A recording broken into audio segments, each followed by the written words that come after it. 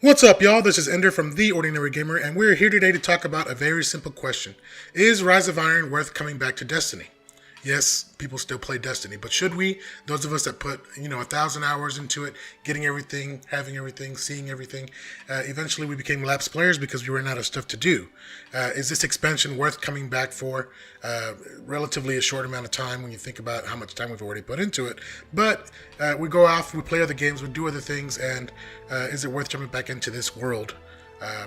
$30, maybe about 30 hours worth of content that you just keep replaying over and over and over in order to get everything like those of us that play Destiny and our true collectors want. We want everything.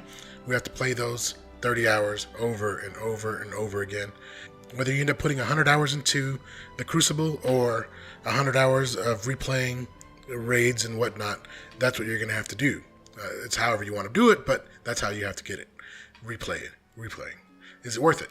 So, we have to talk about, in order to understand that, we have to talk about what's in that new expansion. Is it worth it? It would be if it's fun, if it's new, and if it's different. So the new expansion will be $30. That's right in between the first two expansions and King's Fall. The first two being 20 and King's Fall being 40. 30 seems like a good sweet spot. For 40, I thought King's Fall was pretty fun. I thought it was pretty great, but $40 for an expansion of a game. No, they should have just added more and made Destiny 2. That's what I think. But anyways, the new raid will be on Earth, I believe, and it will start like Vault of Glass, according to some devs. And it will possibly...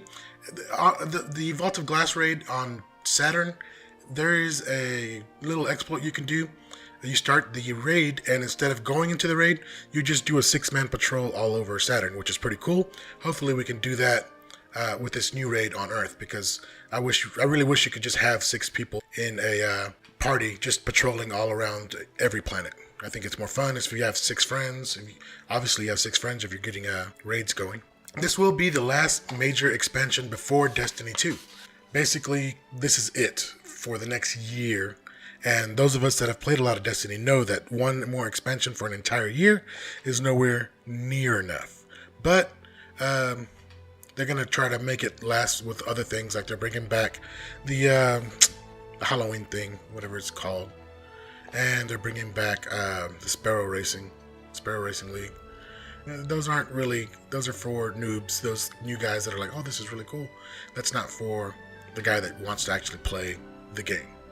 And they're adding a new mode. Basically, what they're going to do, what Bungie's long game is they want Rise of Iron to be competitive instead of PvE. That's where they're hoping they can get their year's worth of gameplay out of for the Bungie Destiny player. They're adding a new mode, which is basically kill confirmed to the Crucible. For those of you that knows what Call of Duty is, you know what kill confirmed is. And they finally added private matches. And so we all know that with private matches comes a competitive scene, maybe esports kind of thing.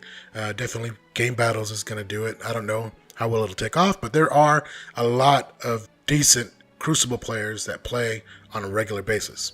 There's no trouble getting a match during any of the events, whether it's Iron Banner or Trials of Osiris. There's always some really good competition going there. But I think that's the plan, is to prolong Destiny, this final Destiny, for the next year with the competitive scene, Crucible scene. And that's fine and dandy if you like that. I don't mind the Crucible. I have nothing against it. But I prefer the PvE stuff. That's what I want. That's what I consider the new content. Like I talked about earlier about replaying stuff over and over and over again. It gets old pretty fast unless, you refresh it here and there. Now, there is a lot more stuff in this. Don't just think that there's a new raid and that's it. I'll make another video where I cover every single thing that we know will be in Rise of Iron. And it is substantial. I'm not saying it's not substantial. It's going to be pretty good. But is it worth jumping back in for? If you ask me, it is. Even if you only enjoy it for 3 months. 3 months of solid gameplay for any game is worth $60. So 30 is not bad. So that's where I stand on it. Let me know what you guys think. Is it worth coming back for?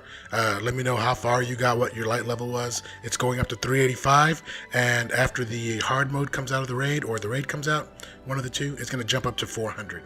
So basically the new light level is going to be 400 from 335 right now. So that's a decent jump, I think. Let me know what you guys think. And yeah, thanks for listening, and have a good one.